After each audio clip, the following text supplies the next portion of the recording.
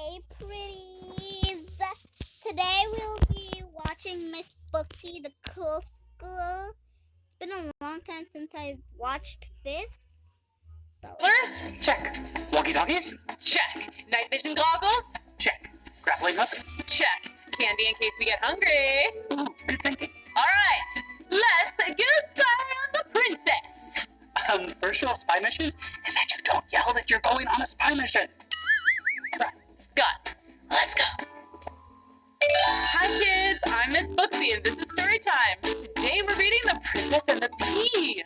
Chapter 1, here we go. Wiggle, snap, story time. Once upon a time, there was a prince named Henry, but everyone called him Hank. Prince Hank was going to be king one day, but first he had to get married. Why do I have to get married? And you have to marry a princess.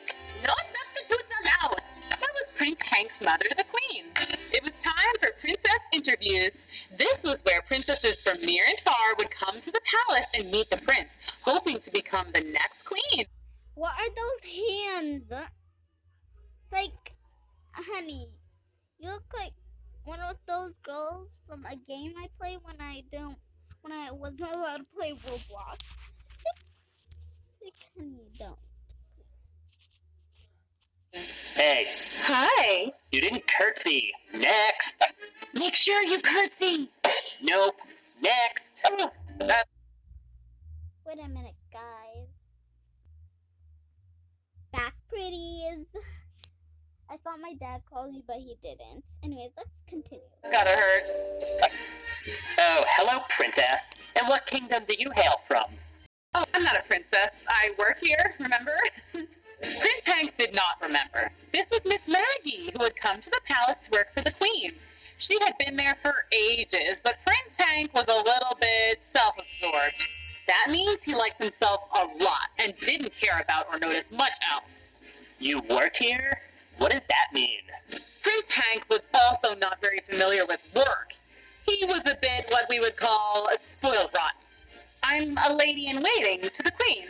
Waiting? What are you waiting for? The bus? Lady in waiting means I wait on or serve the queen, kind of like an assistant. So you're not actually waiting for anything? No. And you're not here to try and marry me? Definitely not. The queen sent me to see if you needed anything. I suppose you could help me if any of these bootleg princesses try to get fresh. Very well. Next. Nope. Next. Wow, that is so mean. This went on for hours. To be or not to be? I like her hair, but again with the hands. She's pretty and all, but the hands. Just it for me. That is the question. I have the answer. Next. That voice is gonna make my ears start bleeding. She looks like his sister. Miss Booksy's so calm. Oh, brother, no! As soon as a princess would enter the room, Prince Hank would send them away. Why don't you just talk to any of these princesses? You know, try to get to know them. They might be great. You're being, I hate to say it, a little bit rude, dude. Look, Maggie, whatever. I can't waste my time with girls who aren't queen material. The next queen has to be the real deal. Genuine, bona fide, 100% R-O-Y-U-L-L. That spells royal. No, it doesn't. I'm pretty sure it does. Anyway, these so-called princesses are totally bleh, and I'm bored, so I'm gonna go take a nap.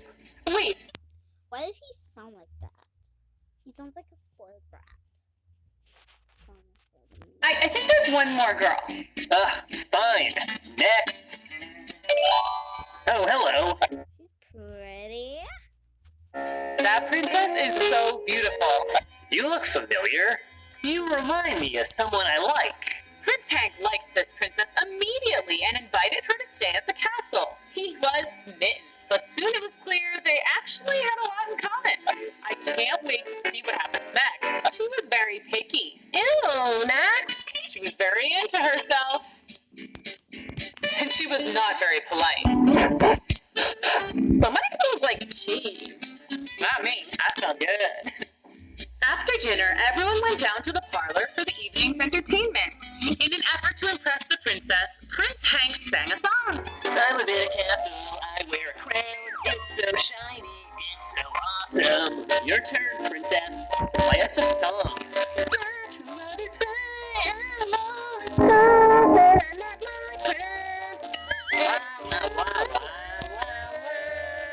What is this? All I hear is and they're literal siblings. They look so much like siblings. No, you need to go higher. Now it's like this.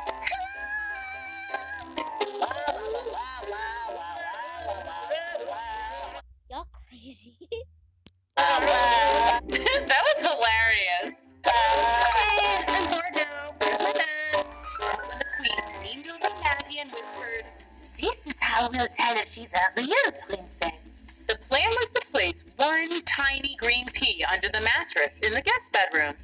You see, supposedly a real princess would be so sensitive, she would feel the teeny tiny lump and not be able to sleep a wink. Maggie thought it was a little silly, but she followed the queen's orders. Okay, your bed's ready, princess. Finally, I'm exhausted. Well, sleep tight. Don't let the bed bugs bite. Ew, gross. Oh, sorry, it's just an expression. Good night. What do you think will happen next? Chapter 2, here we go. The next morning, Maggie and the queen eagerly waited for the princess to join them for breakfast. Did their test work? Had she felt the pea? Finally, the princess came down. Good morning, princess. But before they could ask how she slept, the princess said, Oh my gosh, there was a giant lump in the middle of my mattress. I couldn't sleep at all. Oh, really? Well, we'll have that taken care of at once. Maggie! On it, ma'am. Ooh, this is so exciting. So Maggie lugged the new mattress all the way up the stairs. And Once she fell all the way down, those stairs are so high, and she's sideways. plopped it on the bed. Surely she won't feel the pee under 2 mattresses. But the next morning played out the same. I couldn't sleep awake. I could still feel this gigantic, pokey lump. So Maggie pulled her other mattress up the stairs and put it on the bed. Yeah, okay. Maybe she could feel the pee with 2 mattresses, but good luck feeling it with 3. But you guessed it, the princess once again came down to breakfast, rubbing her eyes and yawning. And once again, Maggie was struggling to get yet another mattress up Poor Maggie. Poor Maggie. Sounds like Maggie. to the guest room and on top of a now very high bed. And this happened again and again and again and again. Wow, it's so...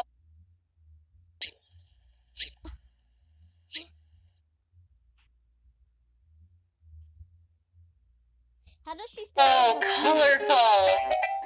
Finally, How does she still feel that pee? And the pee's all the way down here. Going crazy.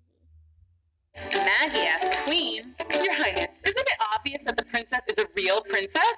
She felt the pee every single night, no matter how many mattresses I put on her bed. This is a very serious thing, Maggie. Do you know how many fake princesses there are out there? No? It's a real problem. Whatever you say, Your Highness. Oh, here she comes. Let me guess. You didn't sleep a wink? How many does it take? A million? A million mattresses? I'll be dragging around mattresses until I'm an old lady. Hey, Maggie. Prince James!